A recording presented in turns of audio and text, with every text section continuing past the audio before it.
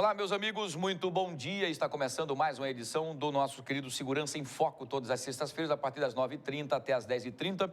E o tema de hoje, nós vamos tentar debater dois temas hoje. Primeiro, o caso daquele garoto, dois garotos, dois menores, um de 10 e um de 11 anos, que acabaram furtando um carro de um condomínio. Houve a perseguição e a troca de tiros, possivelmente, segundo relatos da própria polícia, e um dos garotos acabou sendo baleado próximo da cabeça do olho. Parece que a situação foi mexida, tem uma série de controvérsias, nós vamos conversar também sobre isso. E o outro tema será sobre a lei antiterrorismo. Nós estamos com a tocha circulando por todo o país e me parece que há um alerta geral na cidade do Rio de Janeiro por conta das Olimpíadas. Alagoas também, por conta do ABIN, ficou também, parece que, em possível alerta, mais leve, não é? Por conta de algumas citações em redes sociais de algum maluco aí, que se diz de alguma facção que queria criar a questão do terrorismo aqui no nosso país. Vamos saber os detalhes sobre isso, que são esses temas de hoje do Segurança em Foco, que está no ar.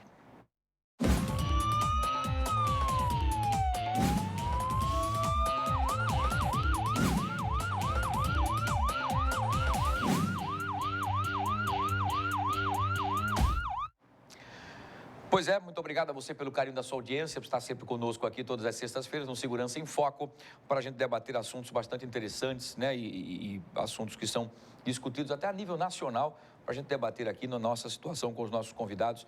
Leonardo de Moraes, advogado criminalista, mais uma vez um bom dia, um prazer tê-lo aqui. Bom dia, seja bem-vindo.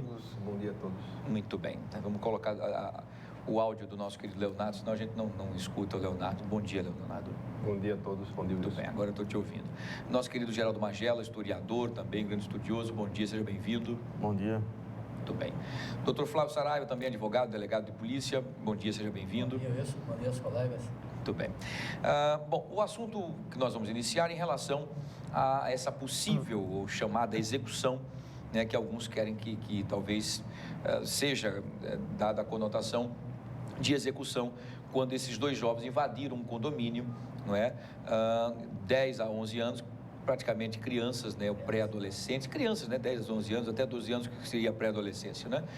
E furtaram um carro, acabaram levando esse carro e houve uma perseguição policial e uma possível troca de tiros. Segundo os policiais, alguns policiais dizem que ouviram disparos de dentro do carro onde haviam os jovens, né, as crianças, e por isso que os policiais trocaram tiros, até quando, infelizmente, um dos garotos de 10 anos acabou sendo vítima dos tiros, não resistindo e morrendo, e o carro acabou batendo em outros carros e acabou atrás de um caminhão. Enfim, eu vou começar hoje com o doutor Geraldo Magela. Doutor Geraldo, em relação a essa situação, que uma criança, neste caso especificamente, uma de 10 e uma de 11 anos, que tiveram essa ação, que já tinham antecedentes bastante complicados, um histórico familiar também complicado, os pais já tinham sido presos, envolvidos com delitos, com drogas e muito mais. Isso é uma cadeia e essas ações, por exemplo, de duas crianças terem maquinar essa coisa de roubar um carro no condomínio e sair em alta velocidade por uma rodovia e causar todo esse transtorno, como veio inclusive um deles a óbito? Bom dia. Bom dia. São essas tragédias que vêm se repetindo no Brasil, mas num país como os Estados Unidos, por exemplo, o que mais frequentemente acontece são tragédias, muitas delas praticadas por crianças, né? A partir do acesso fácil às armas. Mas o senhor acha, entendo perfeitamente, sem querer te atrapalhar, já te atrapalhando, o senhor acha que esses impulsos, por exemplo, mais exagerados, destemidos das crianças e adolescentes hoje, têm alguma origem? Tem, claro que tem. Você tem esse histórico familiar, você tem uma cada vez maior o acesso à informação. Não só da informação, como a veiculação de filmes violentos. Você vai impactando nas crianças ações violentas, né? Você tem todo um cardápio de cenas violentas nas TVs e na internet. Não se fala porque é um território livre, tem de tudo, né? Então, essa fase que nós estamos vivendo na nossa sociedade é uma fase preocupante.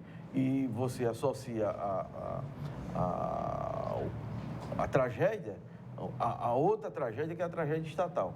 Essas crianças foram várias vezes, não tinha, eu acho que uma semana ou 10 dias, que um deles tinha saído do juizado lá os dois, né, da na vara verdade. da infância. Isso. E foram liberados. Por quê? Porque o Estado é incapaz de cuidar de crianças. As crianças infratoras. Não há nenhuma não há nem socialização, muito menos a ressocialização. É remota. É obra de Deus, eu acho que se uma criança que entra nesse ambiente... E conseguir se recuperar é porque ela tem sai muita... minimamente recuperada. Há um milagre, então, É milagre. Quem acredita em milagre, aí vai ter que crer nesse milagre, que alguém que entre nesse ambiente saia minimamente recuperado para o convívio familiar e da sociedade. Depois você tem um histórico que é um histórico pesado. O pai preso por tráfico, a mãe também já andou envolvida com tráfico, consumo de droga, etc. Então você tem um ambiente completamente desestruturado que vai resultar, inevitavelmente, em casos dessa natureza. É evidente que todas as crianças, filhas de pais que estão presos ou que estão drogados, etc., não necessariamente são clientes da criminalidade. Não é isso. Mas é um ambiente propício. E mais ainda, as condições econômicas dessas famílias vão levando a esse tipo de situação de quase que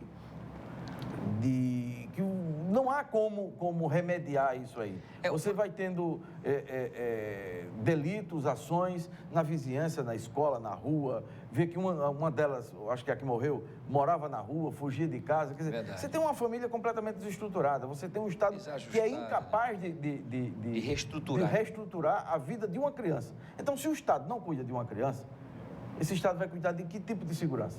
Entendi. Agora, nós estamos falando sobre essa questão como muitos falam, vítimas da sociedade, vítimas desse abismo social. Tudo bem. Mas aí acabou ficando uma situação como se a polícia, como sempre, ficou como a grande vilã. A polícia foi acionada, na verdade, e eu vou dirigir para o doutor Flávio, para que ela pudesse conter um carro que tinha sido furtado. A polícia não sabia se era criança, se era adulto e tudo mais. A informação era que o carro tinha sido furtado. E a polícia não sabia também detalhes, quantos tinham, como... Quer dizer, não havia uma informação, a polícia foi apenas para conter e trazer de volta o bem que foi retirado. E aí vem essa questão, quem atirou primeiro? Como conter o carro? Coloca-se a polícia mais uma vez em xeque como se ela tivesse executado as crianças. Onde é que está essa expressão? Ela executa a criança ou ela está cumprindo o papel de manter a ordem e a lei? Bom dia, doutor Flávio. Só não há dúvida da ação policial quando o policial morre. Deixa eu te ouvir, estou com o seu áudio, por favor, para a gente poder ouvir, doutor Flávio. Só não há dúvida da ação policial quando o policial morre e também não provoca nenhum interesse da sociedade quando o policial morre. Houve o furto, os dois meninos entraram no condomínio, furtaram o carro, saíram e quando se percebeu a condução em velocidade, a guarnição anunciou para a central que estava em perseguição, anunciou que tinha havido tiros dentro do carro. Depois, a parada, né? Existe a troca de tiros, confirmada pelo outro jovem que estava dentro do carro, mas como foi o policial que tomou esse depoimento, e assim, até para se prevenir, se prevenir dessa... Ele gravou isso, Ele gravou. Você tem que se prevenir agora desse aparato, né? Que eu digo, às vezes, eu chamo, às vezes, o aparato da hipocrisia. Lógico que todos não são hipócritas, mas deem a chance da polícia trabalhar, deem pelo menos o direito à dúvida da polícia. A perícia fez já os seus trabalhos, identificou resíduo de pólvora na mão do menino. Tinha uma luva na mão direita. Está comprovado pela perícia que o menino conduziu o carro sempre com apenas uma mão e a outra estaria atirando. Comprovado também pelo outro. Mas como é o depoimento que interessa não, que pode ser a verdade dos fatos, aí aparece muita gente para proteger o menino. Todo mundo sabe agora como que é o nome desse menino, todos sabem como ele vivia, o nome da mãe dele, como ele vivia. Mas ninguém antes disso acontecer foi lá para tomar conta dele, né? E a trajetória de um delinquente é possível se estabelecer, porque hoje você entra na escola, você não tem nenhum tipo vamos dizer, não sei se é pressão, obrigação. Você entra, a obrigação é que o Estado ou a escola, você tem que ser aprovado. Você Tem não que pode ser passar de ano, reprovado. custe que custe. O pai, se bater, vai para a cadeia. Se repreender na escola alguma coisa que cause constrangimento a essa criança, A pode ser professora é até considerado processada. tortura. Enfim, essa criança vai crescendo sem limites. sem limites. Ele vai para aula se quiser, estuda se quiser e vai, né? O menino, o companheiro dessa tragédia, né? Saiu com a mãe na frente e o menino correndo atrás dela. Depois, uma cena dessa, a mãe não tem nenhum cuidado de pegar na mão do filho, mas isso, o menino, isso ninguém observa, né? O cuidado. O problema agora é o foco, a polícia foi quem executou esse menino. Até alguns comentários dizem que o culpado foi o dono do carro, porque para que comprar um carro e ter que levar? Entendi. Então, é sempre isso. Um policial leva uma garrafada numa manifestação, sangrando, ninguém sabe o nome desse policial. O policial foi atacado em frente ao Palácio Palácio dos Bandeirantes de São Paulo. Isso. Palácio dos Bandeirantes, atacado. Tentaram tomar a arma dele. Ninguém sabe o nome desse policial. Policiais são mortos todos os dias. Ninguém quer, isso é assunto que não interessa. Você hoje, como policial, fica difícil, né? Hoje você tem o país todo discutindo essa ação policial. E essa ação policial, disseram que os policiais mexeram na cena do crime, né? Que em São Mexeram Paulo... no corpo, mexeram no local. Aí tinha pessoas dentro com vida. E em São Paulo tem uma decisão de que a polícia que chega e que vê a pessoa precisando de socorro, eles não podem, principalmente nesse caso, né? Em que há troca de tiros, né? Não pode mexer Não na pode vítima. mexer, tem que esperar outra perícia guarnição, chegar. perícia. Aí você É a fica... resposta do tempo, até da vida da pessoa também, né? Veja O que é mais importante, né? que uma das cenas que passa na TV, por exemplo, No vídeo, né, que foi que é, exibido, você vê que o carro sobe lá, o canteiro... bate no tal. caminhão. Os dois policiais vão em direção ao carro, se sabe se é criança ou não criança, se tem arma ou não tem arma. Será que aquela é a melhor posição de conter seja criança, jovem ou adulto? Será que, do ponto de vista técnico, aquela é a melhor abordagem? Essa é uma discussão também que o despreparo das polícias vem sempre à tona nesse momento de tragédia, porque é uma constante isso. O preparo aí, você tem um carro com filme, né? Insufilmado, você não tem a visão de quem está dentro, você tem a certeza de que tiros saíram de lá. Isso. Aí, como você vai abordar? Existe uma testemunha Ó, que diz que escuta o tiro. Atirar porém no, não sabe de onde atirar no veio o pneu tiro. para o sujeito não arrancar. Você conter o carro e dialogar, discutir como sair... No cinema é perfeito. Eu já cheguei a atirar desculpa, Magela. Eu cheguei a atirar no pneu de um veículo, isso faz tempo. E eu tive até... Depois eu fui manchete no outro dia no jornal.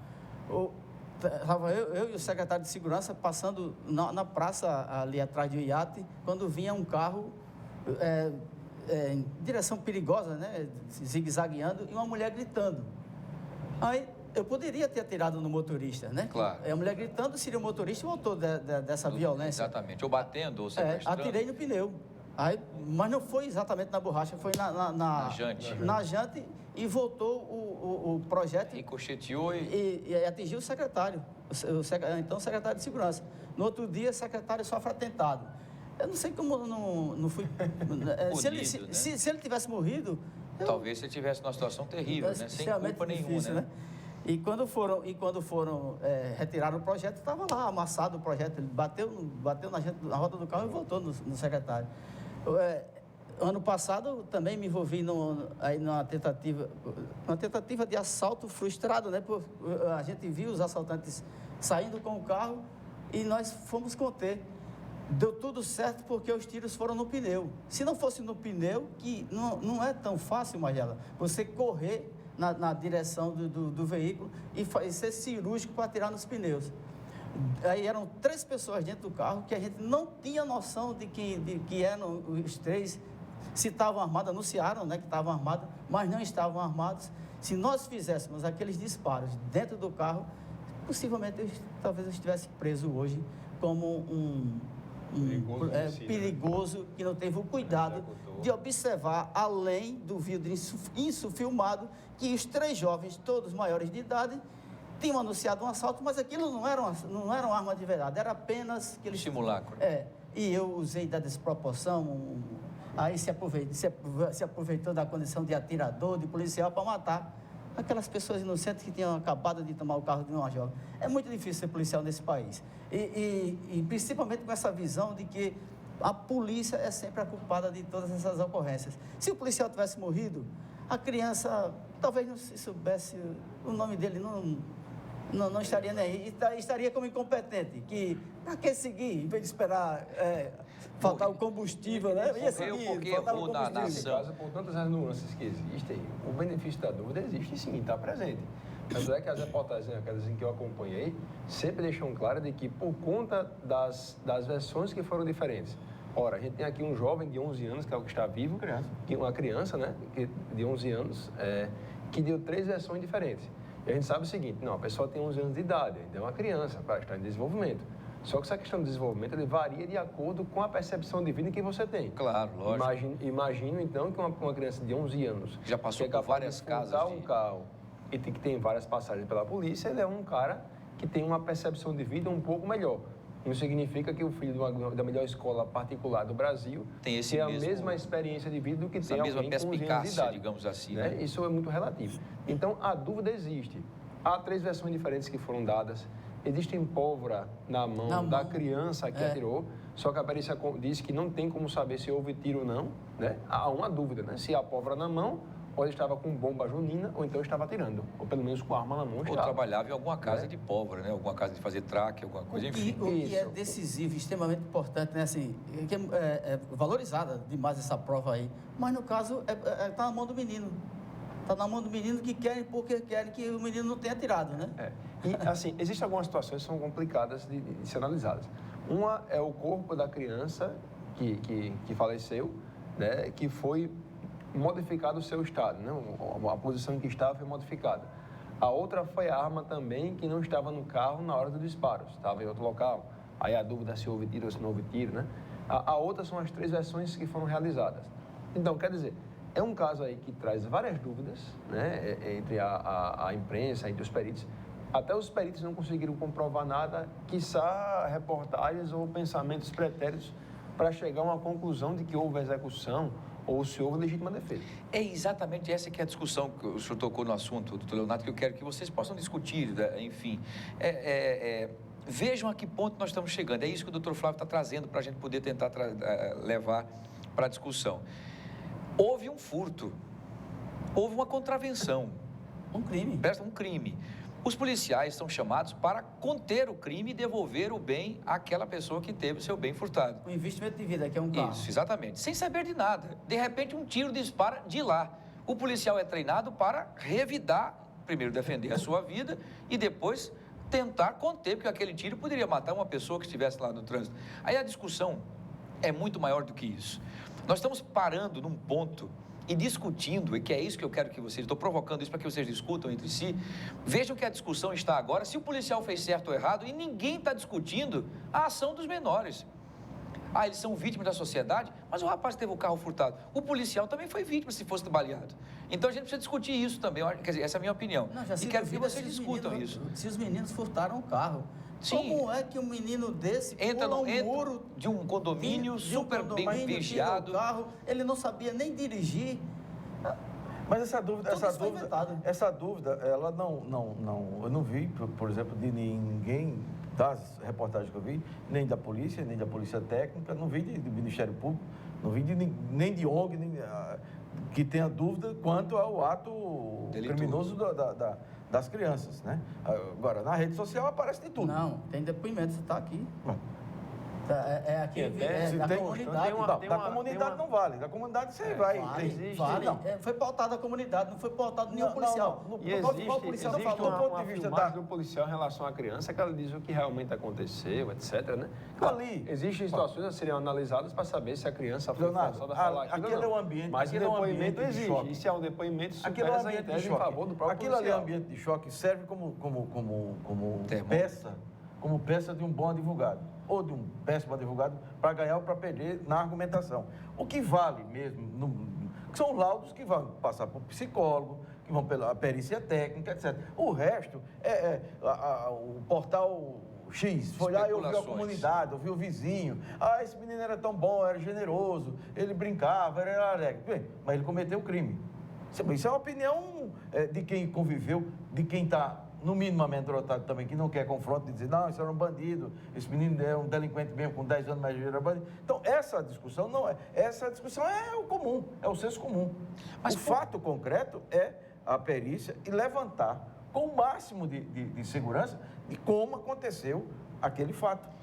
Por que se levanta a tese de execução? Se o policial está no exercício da sua profissão. Execução é quando alguém está parado, você dá um tiro, mata. Ele levou um tiro de lá para cá, ele deu um tiro, talvez até para tentar acertar. Mas até aí são as controvérsias, né? Entendi. Até aí são as controvérsias. Se por acaso o jovem vinha dirigindo o carro, ele deu então 2 tiros na polícia, enquanto o carro estava em movimento, e aí o carro bateu e parou, e a polícia foi lá e atirou no rapaz, sim, depois de algum tempo que o tiro foi disparado, isso pode soar como execução. Tudo bem. Se quando o carro parou, o jovem deu um tiro contra a polícia reagiu na mesma medida da agressão. Claro. Então, a legítima defesa. Entendi. Né? Não há dúvida quanto a isso. Mas então, parece que o tiro foi disparado enquanto o carro estava em movimento. É por isso que ele perdeu o controle e bateu nos uma carros, versão, não é isso? né? Por isso que eu digo, tem que ver Essa é uma versão, a perícia vai comprovar muito. Porque, por exemplo, é possível que o carro esteja em movimento e o rapaz tinha atirado contra a polícia, né? E aí, 5 segundos depois, o carro bateu. A polícia chegou e abordou. Ela pode atirar. Sim, pode ter atirado contra o policial O que é importante também. é o seguinte, a gente sempre coloca na legítima defesa a própria condição humana. Claro. Uma pessoa em situação de estresse, é normal que a pessoa se exceda um pouco. A pessoa mais preparada do mundo vai acontecer. Lógico. Como um caso que o doutor Flávio falou que aconteceu com ele. Delegado experiente e que deu um tiro, mas o tiro pegou na jante. Podia acontecer uma tragédia. Então, as situações, elas podem acontecer. Nesse caso, a situação de estresse, ninguém sabia que era menor. Ser menor é apenas uma mera coincidência. E são menores que não são pequenos, tem menores de 10, 12 anos que parecem mais altos do que o... Isso. E se, por acaso, ele disparou contra a polícia e entre o disparo do menor e a reação policial houve um tempo razoável, sempre observando a condição humana, está presente, sim, a legítima defesa. Mas, como eu digo, eu acho que a perícia tem que concluir alguma coisa para a gente dar aqui trazer algum conclusão. laudo. O policial caiu na moto, né? Você viu uma moto caída lá? Caída lá, exatamente. Podia ter sido morto também, né? Enfim. É isso. Essa é a discussão que eu queria que vocês travassem para que a gente pudesse chegar nesse consenso, então. Nós temos algumas imagens, eu queria que a gente pudesse trazer, diretor, por favor. Queria até pedir ao nosso querido Marcinho que pudesse colocar o monitor mais para cá um pouquinho, Marcinho, por favor. Nós estamos ao vivo, são 10 horas e 8 minutinhos, para a gente poder enxergar mais um pouquinho, porque senão eu vou terminar ficando como exorcista aqui, o pescoço. Vamos lá, vamos ver aqui. Pode soltar, diretor. Olha aí. Esse é o momento da perseguição. Olha aí. O carro já bate aí, olha, a motocicleta dele, você vê o momento ali que o policial aponta a arma, você não escuta disparos. Apenas contendo, ó, tá vendo? Ó? E aí é o momento em que o menor que sobreviveu, ele parece franzino mesmo, ele não parece ter... Enfim, a mãe... O carro estava isso filmado. Dá para ver que é o carro batendo e a polícia atrás chega ao mesmo analise esse comecinho da imagem, né? O resto é apenas a reportagem, mas tem um começo da ação em que o carro bate e os policiais... Olha lá, a perseguição, a polícia atrás, olha lá o carro... Ele para no canteiro já com o capô aberto, depois de ter batido num caminhão. E a moto, ele pula da moto. Isso, ele pula da moto para tentar conter. Mas eu acho que o garoto já está baleado ali dentro. Você vê que não há movimento do motorista na janela. Pode voltar, diretor, só esse pedacinho do comecinho que é bom a gente analisar, né? O nosso querido doutor Flávio tem perito nisso, também o doutor... Você vê que o outro policial, ele vai para a janela traseira... Olha aí, presta atenção. Pode analisar, podem falar aí. Imaginando ter outros ocupantes. Olha lá, olha o carro aí, ó. As pessoas correndo. Veja aí, um cuida do motorista, o segundo já vai para a segunda janela. Exatamente. E veja que o policial se afasta. O primeiro policial que faz a abordagem na janela, ele se afasta. E deve ser visto que se por acaso o menor vinha dirigindo um carro e atirando, o risco a outras pessoas era gigantesco. Exatamente. Dá para ver aí que assim que o carro para, algumas pessoas que vêm na calçada se afastam, né? Correm com o E assim que o carro para, o policial chega no mesmo instante, né? E aí reage à agressão. Precisa identificar a terceira pessoa que está do outro lado, na linha de tiro. Tem que observar, claro. O menor tem pais criminosos, deve morar em região de risco, vai ser um criminoso. Vamos analisar as imagens, né? Vamos com mais calma aí. Olha aí o carro como é que ficou. Né? Ele já no do Mas guincho essa, aí. não, Enfim, essa destruição. linha direta não o que existe, eu- não. o que eu- O filho de criminoso não necessariamente não é criminoso, Necessariamente não, mas provavelmente vai ser. Não é uma fórmula matemática. Nem é fórmula matemática, nem comprovadamente Não, você mas encontra eu isso. falei, eu não falei que... O ambiente, a criminalidade, mas, olha, porque senão você criminaliza, eu não falei você tem que- o pai e a mãe que são criminosos, você, se você tem uma família de 8, 10 ou de 5 ou 6 pessoas, essa conduta da família, necessariamente, ela não envereda pela marginalidade. Não, Pode até mas todos como eu disse, né? entrarem na marginalidade, mas nem eu sempre não isso é falei que correto. todo mundo que é filho de criminoso vai ser criminoso, não. Não, nada, até porque Se fosse você assim, tem a família tinha de mais médicos, presídios família de do que o engenheiros, mundo. família de advogados, né? O pai é advogado, os filhos tendem a isso, o pai é engenheiro, os outros também. Isso é um caminho natural. E esse menino possivelmente foi visitar o pai na cadeia. Qual a visão que ele tem do pai? Né? Que é o herói, né? Que é o herói lá. Por isso que eu falei, Na não, comunidade não é dele, uma na fórmula, comunidade dele, não é uma quem é fórmula a matemática. autoridade da comunidade dele?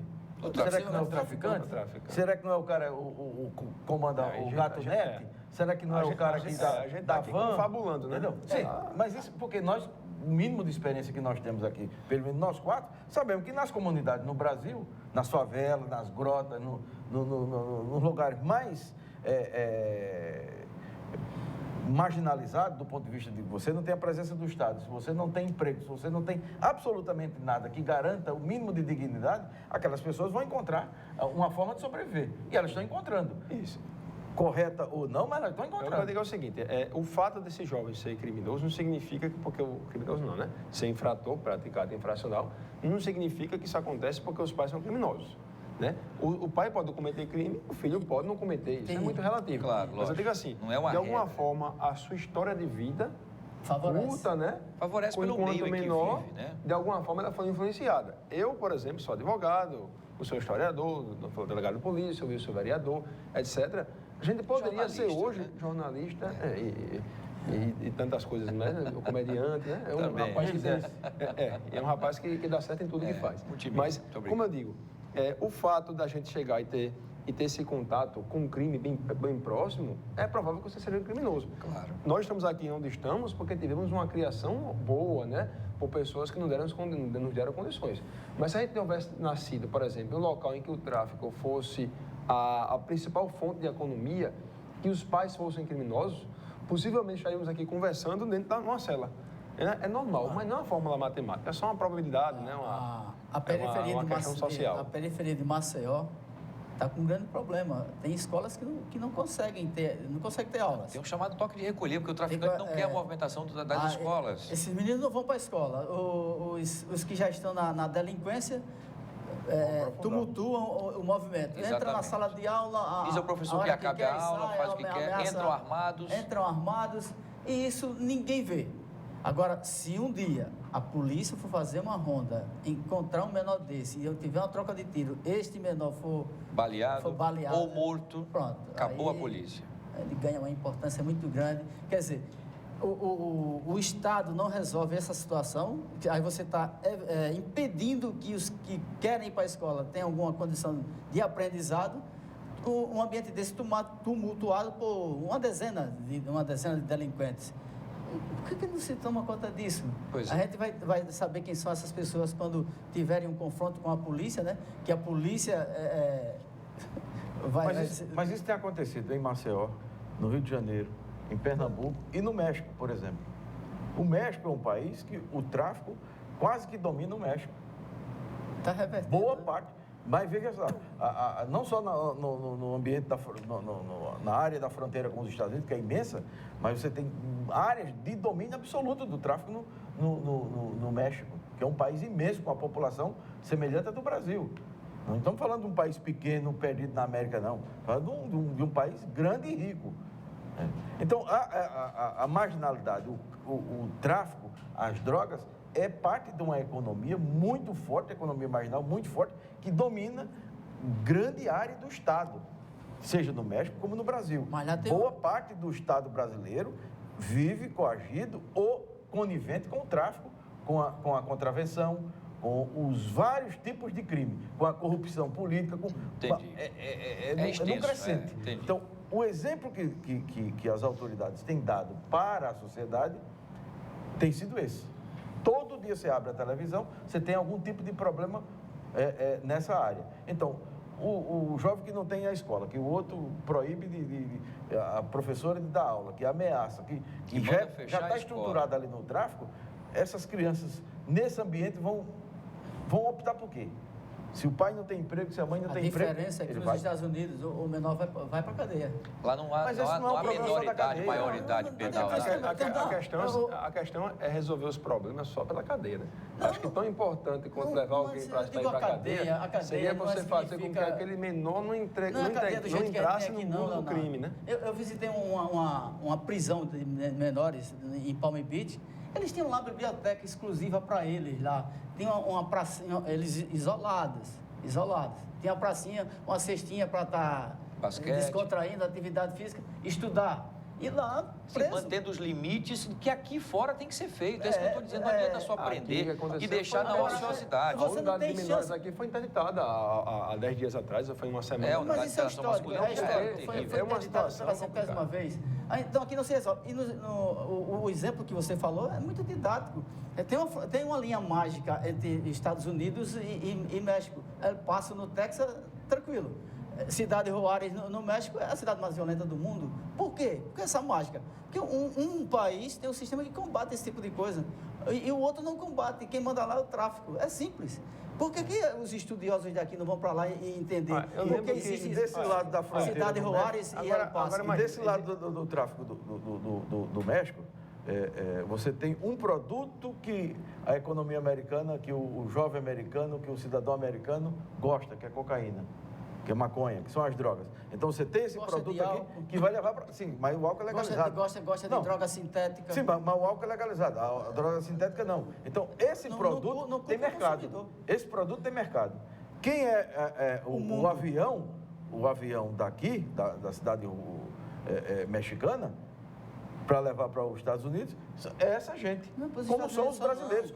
Não, para o mundo inteiro. Mas então, como o exemplo foi esse aqui, você tem também no Rio de Janeiro, você tem em São Paulo, você tem esses africanos todos que vêm sendo presos no Brasil, que são mulas.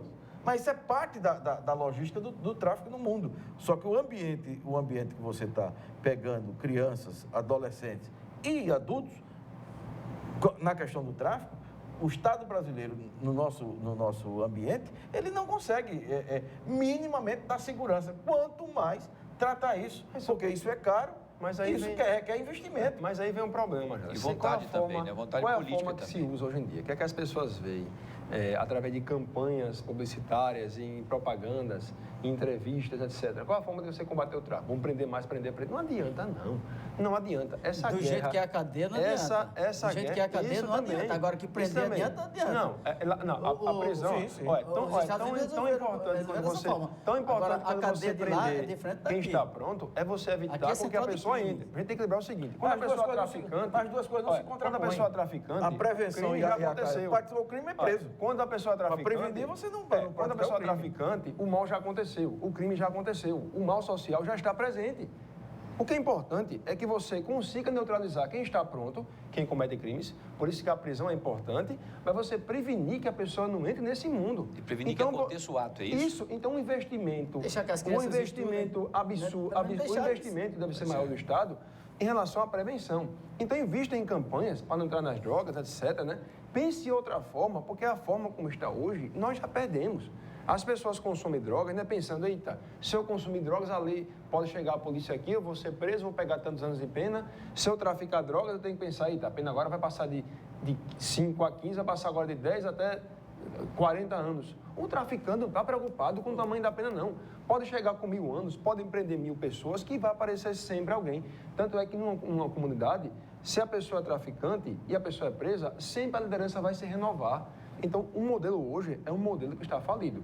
A prisão é importante? É. O que eu discuto muito é usar sempre a prisão como um meio, o único meio de você combater o tráfico de drogas e outros crimes violentos. Mas você vai para um centro educacional, que é o Antônio Gomes de Barros, né?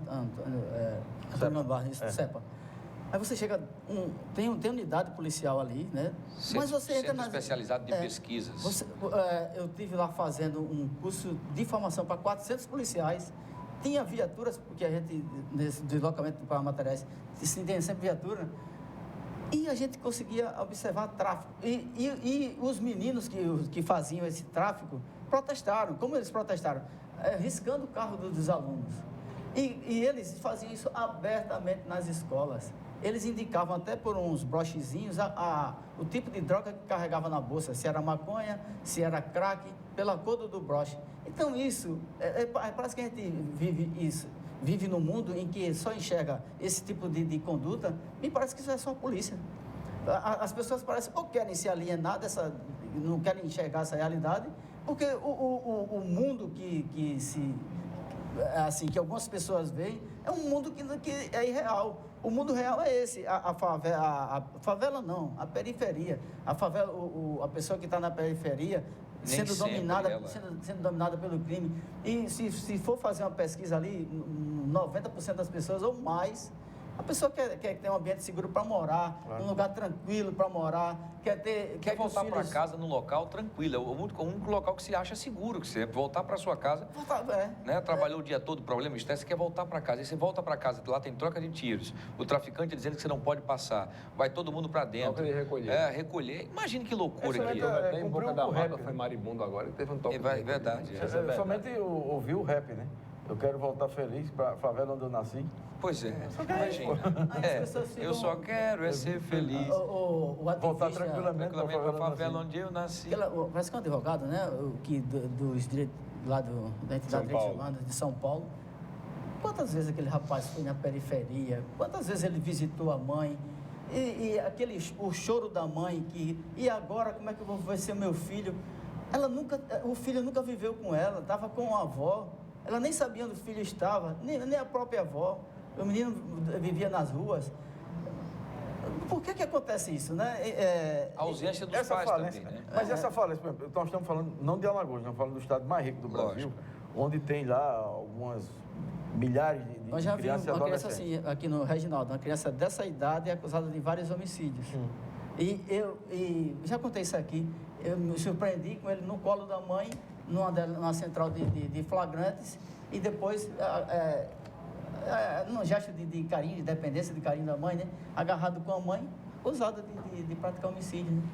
Aqui no Reginaldo, menino, se o estado, de 12 anos. Alagoas deve ter o quê? Menos de 200 crianças nas várias faixas etárias dentro desses depósitos aí. Então, se você não consegue, o Estado não consegue dar mínimo a condição digna de ter tratamento dessas crianças, para saírem daí mais 2, 3 anos, saírem dali minimamente recuperada, ou em condições de um outro tipo de tratamento, então nós estamos dentro dessa tragédia. Essa tragédia vai se repetir. Ela, com maior ou menor intensidade, aconteceu essa hoje em São Paulo, daqui a pouco vai ser uma no Rio de Janeiro, daqui a pouco será uma em Maceió e em outro canto. Mas o ambiente está propício. Não há interesse do Estado em investir na recuperação de menores e criminosos, não.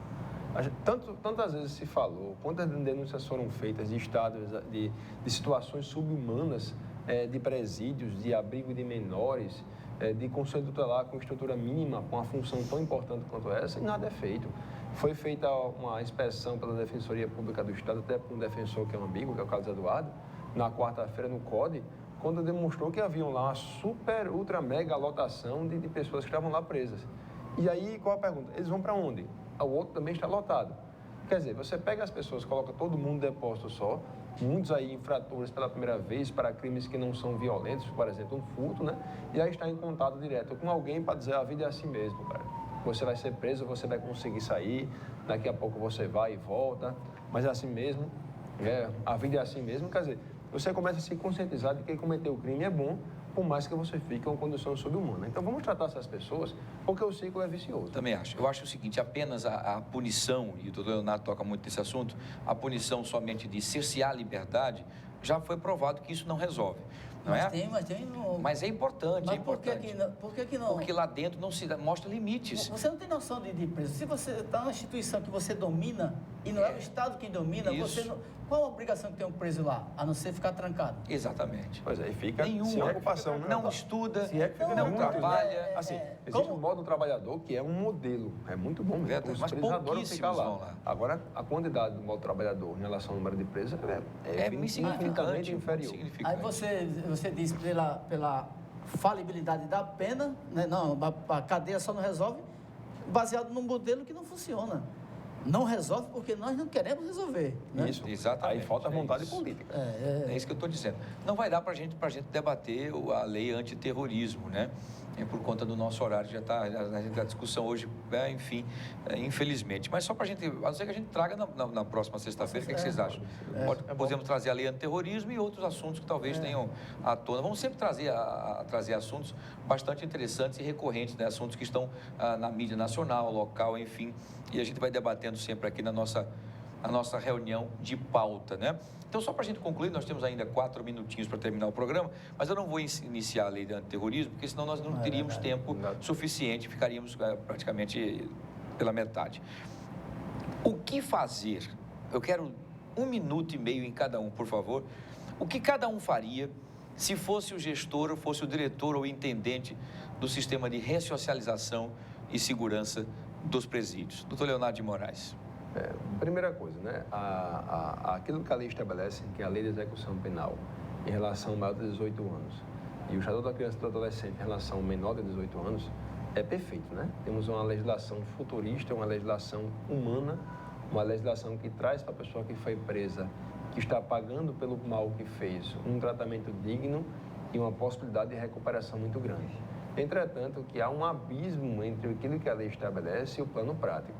Porque a gente entende que o Estado trabalha com orçamento. O orçamento ele possui limites. E o gestor público ele trabalha com prioridades. Entre reformar uma escola e reformar um presídio, normalmente a situação pende para reformar uma escola. Mas muitas vezes, não que isso não seja menos importante, nem que seja uma situação nova, mas muitas vezes esse esquecimento em relação ao presídio, porque sempre estabelecer prioridades em prol da escola contra o presídio é até cruel. Essa falta de prioridade em relação aos presídios vai levar esse ciclo vicioso. Então, o que é que seria importante? Porque são orçamentos mínimos, né?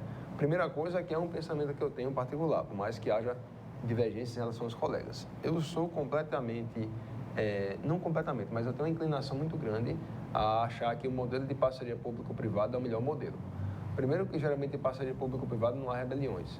Segundo, não há dificuldade de advogado e família ter acesso ao preso.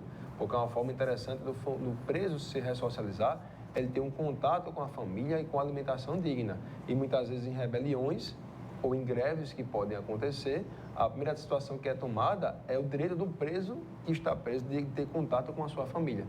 Então, em parceria público-privada, como acontece com o presídio do Agreste, isso não acontece. Então, seria muito bom ser feita, então, uma parceria público-privada para ter mais estrutura, dar ao preso melhores oportunidades, né, para que assim ele volte. O que eu acho, muitas vezes, é uma questão de prioridades, em que no Brasil a prioridade pró-criminoso, pró-infrator, pró-reeducando, ela é sempre colocada em tábua rasa. Muito bem, muito obrigado. Doutor Leonardo, mais uma vez, obrigado pela sua participação, tá bom? Muito obrigado mesmo. Até a próxima, no final de semana, até a próxima sexta-feira. Doutor Geraldo Magela, na sua opinião, se o senhor estivesse gerindo o sistema penitenciário, quais seriam as suas atitudes? Primeiro que esse ato, eu não receberia essa responsabilidade, porque os governadores não iam me entregar uma bomba desse tipo. E eu não aceitaria, na atual situação... Mas se tivesse carta branca para mudar? Primeiro você teria que mudar toda a forma de funcionamento, né? A qualificação dos agentes penitenciários, o salário dos agentes penitenciários, as condições de segurança tem que ser as mais modernas possíveis, e não é caro isso. Você tem hoje toda a tecnologia a favor da segurança. Então, e mudar os conceitos, né? Você só pode ressocializar alguém se você, como Estado, mudar os conceitos. Na hora que você separa os criminosos de alta periculosidade dos criminosos que eventualmente cometeu um crime e está ali pagando uma pena, mas que eles não são de organização criminosa, não procuram se ligar à organização criminosa, são criminosos que não tem em qualquer lugar do mundo. Então, na hora que você junta, você vai beneficiar quem está organizado. Quem está desorganizado se organiza inevitavelmente, vai por gravidade. Ou porque adere, ou porque vem na força. Então, na hora que você separa isso e estabelece uma nova política, essa política tem que ter orçamento, ela tem que ter pessoal, tem que ter tecnologia. Então, se isso for levado em consideração em Alagoas e no Brasil, boa parte dos que estão presos vão se recuperar. Muito bem. Muito obrigado, Geraldo Magela, mais uma vez pela sua participação. Um bom final de semana. Aliás, desejando a vocês, né, bom Santo Antônio, né, dia 12 agora, né, domingo, né, sucesso para vocês aí. Muito obrigado. Doutor Flávio Saraiva, em 1 minuto e meio, o que o senhor faria se tivesse a oportunidade de comandar o sistema penitenciário? Eu acho que é uma discussão que passa de uma pessoa, né? Deveriam trazer os atores que participantes dessa solução, né? Inclusive as pessoas que mais criticam e apresentar ideias, né? Porque as ideias, o campo das ideias é muito fértil e quando você vai para a gestão no dia a dia, se diminui essa fertilidade de ideias. Então, eu atuaria muito na redução de demanda. O que é a redução de demanda? Fazer com que esses jovens tenham uma educação, que eles fiquem na escola, esse modelo de escola integral. Se isso der certo, não. Isso dá certo e a gente pode ter resultados excelentes daqui a 10 anos, Alagoas ter muitos resultados interessantes a partir da escola em tempo integral. Os jovens que rever, aí passa por uma discussão nacional, rever essa história de não reprovação, de tudo que se faz é constrangimento. A gente cria tanto constrangimento que fica difícil agora, né? Você se constrange até em se dirigir. Em falar. Em falar, é um constrangimento até falar. Então tem que ser revisto. O país tem que voltar a ter uma noção de ordem, porque não há desenvolvimento sem ordem, sem disciplina. E a gente não encontra essa ambientação. E depois que esse jovem tem essa oportunidade de resolver entrar para o crime, né?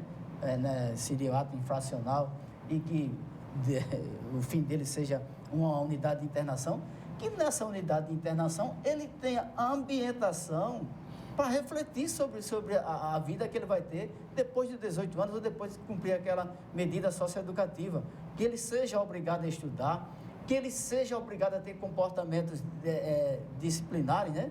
Ter disciplina, acordar, jantar, enfim, fazer as refeições no horário certo, ter uniforme, asseio, enfim, ter uma noção de disciplina. Mas ele não pode partir para ali e ser uma escola, uma escola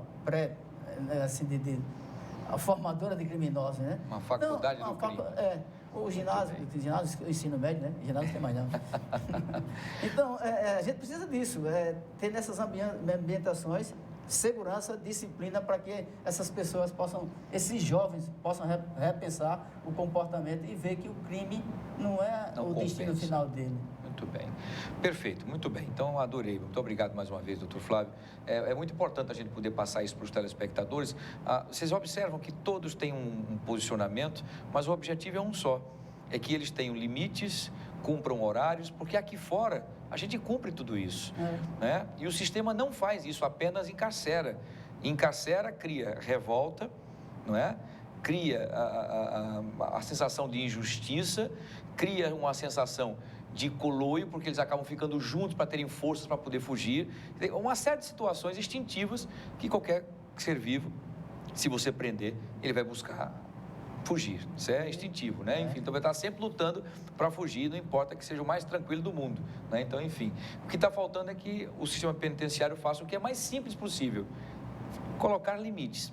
Acordar cedo, escovar os dentes, fazer a barba e tal, mesmo que eu ainda queira fazer, mas enfim, para que o sistema penitenciário possa dar os limites que aqui fora a sociedade exige, porque senão ele sai de lá ocioso, achando que pode a qualquer hora fazer o que quiser, e aqui fora vai fazer o mesmo, porque ele aprendeu lá isso. As prisões de Colômbia se acordam 5 da madrugada. 5 da madrugada, aí outra coisa, escutam o hino, aqui a gente tem que escutar os 3 hinos, as escolas também, enfim, uma série de coisas, mas eu concordo perfeitamente com todos vocês. Acho que a gente precisa mudar o sistema penitenciário, tá bom?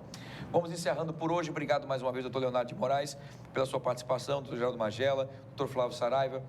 A você, telespectador, também pela sua audiência. A gente volta a se encontrar na próxima sexta-feira, às 9h30, aqui pela sua TV Mar, canal 25, na NET das organizações Arnold de Mello. Tenham todos um bom final de semana. Feliz Dia dos Namorados para todos vocês. Feliz Santo Antônio para todos. E até a próxima sexta, se Deus quiser.